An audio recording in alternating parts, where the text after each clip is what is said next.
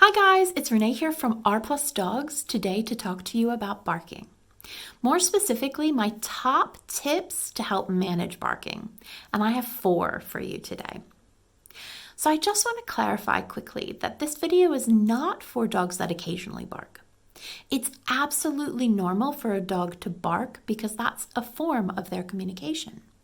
So if your dog barks at, let's say, the postman, it's pretty normal. But dogs that have excessive barking that causes us to be concerned or frustrated, this is what we're talking about with barking. And this is how to manage that, or my top tips for figuring out how to manage that. So number 1 is motivation. Find your dog's motivation. What purpose does your dog serve from barking? Is it to ward people off? Is it because they're excited? Is it because they're a little bit bored?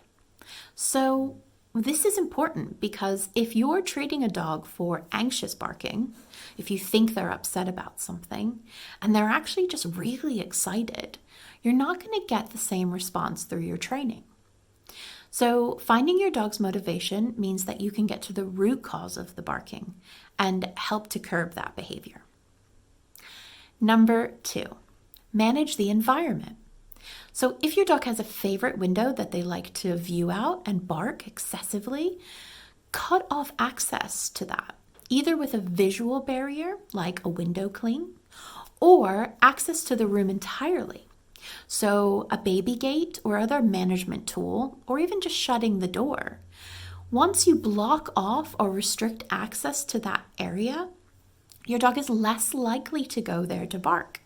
And sometimes even this step can be curative, where the dog no longer barks because the motivation isn't there, as in they want to see things and be stimulated by it. Number 3 is make sure that you are meeting your dog's mental stimulation needs. So often we focus on the physical aspect of dogs. We want to get them out, moving, running around, chasing things. But we don't actually look at fulfilling their mental stimulation. And you have so many options nowadays to keep your dog mentally active.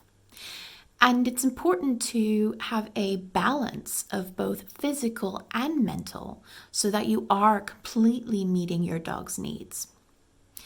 It's sad to say, but a lot of dogs are just bored. A walk around the block on a short lead, not able to sniff for 20 minutes or so, is not enough. And equally, a dog running around for an hour is not enough. They need to be able to tap into that brain, and especially their nose. So look up enrichment activities, look up basic training or trick training. You want to make sure that you're engaging your dog's brain so that you're not having a dog who's barking just out of boredom. Mental stimulation can be good for other types of barking as well, because if your dog is anxious or if they're excited, it takes the edge off. Enrichment can help to calm a dog, especially activities like nose work or licking and chewing. And equally, if your dog is super excited, doing some enrichment or mental stimulation before going on your walk, let's say, it will take the edge off for the dog. So it doesn't become the main focus. The walk is not the main event of the day.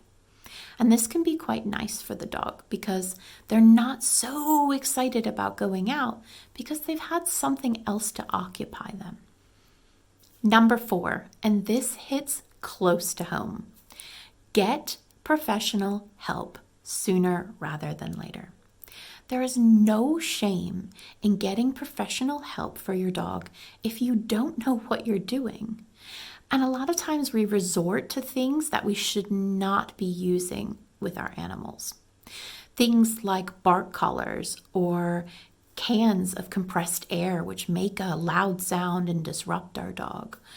Even I've heard of cans being filled with coins or pebbles and shake when the dog barks. What you're doing is you're creating an instability for that dog, and that's not a good thing. We don't need to use force, intimidation, or fear to help manage our dogs. Your dog is barking because they want you or they want other dogs to know what's going on. We need to build our dogs up with confidence, not break them down with fear or intimidation. So using tools like this can be counterproductive to a dog who is anxious, but it also can make dogs who are potentially okay and confident into anxious dogs. So avoid these tools at all costs. And a great positive reinforcement trainer can guide you through the steps or a behavior modification plan to make sure that your dog's barking is either alleviated or dramatically reduced. And that's important both for your sanity and for your dog's. So I hope you've enjoyed these 4 top tips on helping to manage dogs. You can find me at r+dogs.com. or you can find me on my Facebook and Instagram. Thank you so much for joining me, and I hope you've gained some information from this chat. See you soon.